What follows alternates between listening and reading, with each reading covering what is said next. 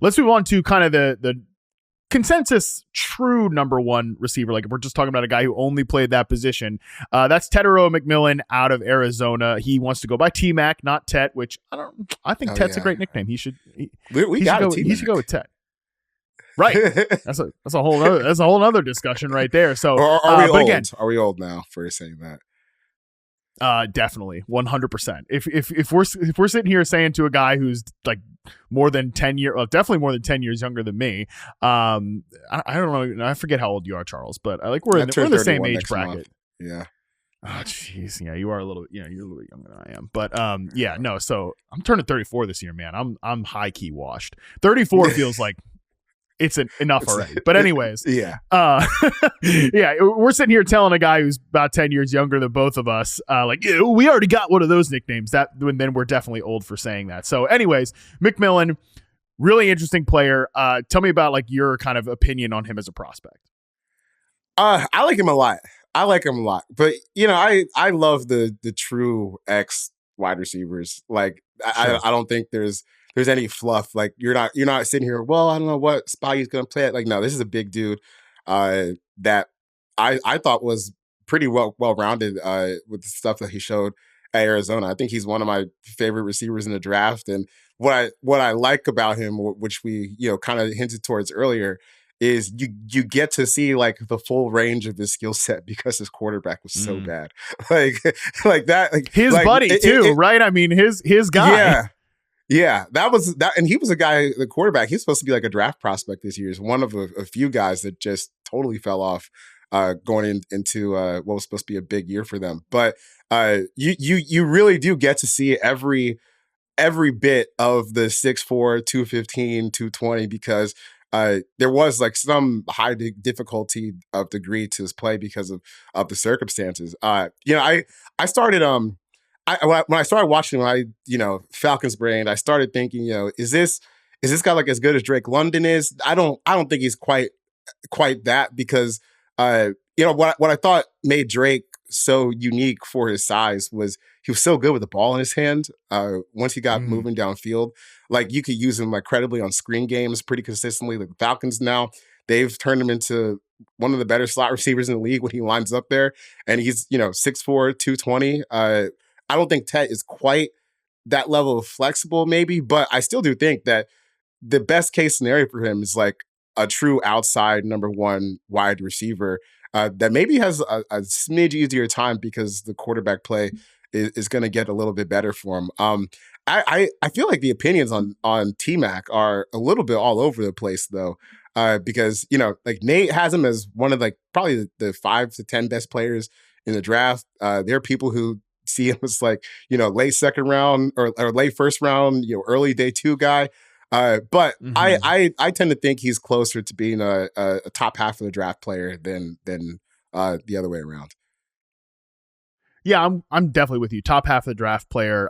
He's not quite what I would call like a tier 1 prospect. Like again, these guys from last year, and I want to throw that to you here in a second as well. But you mentioned the Drake London comparison. I think he belongs on the same family of wide receivers that Drake London belongs to, which is these guys that can move around the formation, but are true X receivers. And like just comparing him differently to Drake London, like we're showing the route chart right now from reception perception, like he's definitely not a long speed guy. Like he's not going to threaten you from a getting open perspective on 9 routes, but he absolutely can win the ball in contested situations. I think he's a little bit overrated as a ball winner just because just some minor issues, but he is a good contested catch receiver and he's a good ball winner. I just think he's not like quite elite in terms of like fighting for the ball and things of that nature. But he also is not Drake London on quick routes like slants and curls and stuff like that. London was a better separator there, which is why I think he's closer to like the peak of this family of wide receivers, which is, Michael Thomas, Drake London. I think that's like the peak of this wide receiver family. Then there's guys like Michael Pittman, Cortland Sutton, and I think McMillan is somewhere in that. Like I think he compares really well to Cortland Sutton. That's been my comp for him basically since I started charting him. And Cortland Sutton's a guy who's a number 1 receiver for an offense that outkicked expectations last year. He's probably best as a best as a really, really good number two, but you can get away with him being a number one. I think that's how I view McMillan in the league. And so again, I think, Charles, if we're stacking him up, and I'm curious where you like, if we had to group the guys from last year in this class, obviously the top three and then Brian Thomas Jr., I thought Brian Thomas was was a hair better than McMillan is as a prospect, but we know who Brian Thomas became in the league. I'm not thinking about that. I'm thinking about just as a prospect. I think in last year's class, he'd be kind of firmly wide receiver 5-ish for me. Yeah, I think that's fair. It goes to speak like how crazy last year was. Because Yes. even when you start looking at someone like Brian Thomas from last year, even if you had concerns about some of the the imprecisions in his game, I mean the dude was clearly just absolute freak of nature athlete, and it showed immediately once he got to Jacksonville. So I don't think that's really a crazy take. I think last year before the draft started, Nate and I had Brian Thomas as just as like a fringe top 10 player.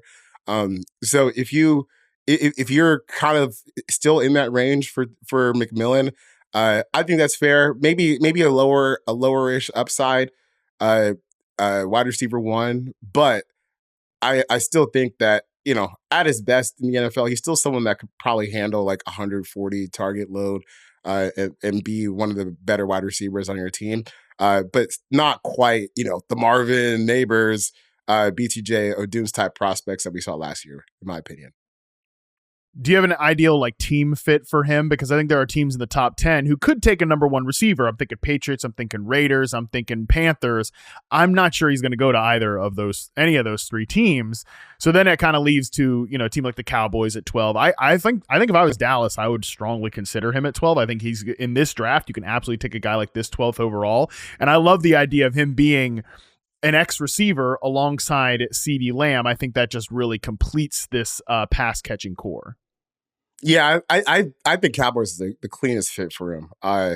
Because I think sometimes what happens with roster building is, you get we'll sometimes we'll stack a bunch of guys who can do a bunch of different things, but they're not always great at one thing, and you kind of get like just as congested blob. I think what the Seahawks have done with Cooper Kupp and JSN is going to end up being that this year, but with the Cowboys, and I think especially with a quarterback like Dak, who at his best is just plays on precision, plays on timing, plays with accuracy. I think it's just best to have some defined roles in their offense. So if you could have Tet and CeeDee, like CeeDee is obviously your slot guy.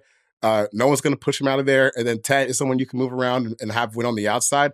That's something that I think could really help them just stabilize the offense and get back to looking like the unit that we know they can be. Because I think one thing we saw while Dak was healthy last year was, wow, outside of CeeDee Lamb, don't have too much by wide receiver talent. It got pretty thin pretty fast. So to adding someone like him, this would be a pretty big boost for the Cowboys offense. And frankly, it'd be fun to watch because I'm always excited when some of these rookie quarterbacks, they don't have to go to horrible situations, and getting to play with what I think is one of the best quarterbacks in the league would definitely be a good start for him. Yeah, and I think Dak is a good fit for him, especially on those like intermediate routes we showed earlier. That would be like just a strong kind of synergy there.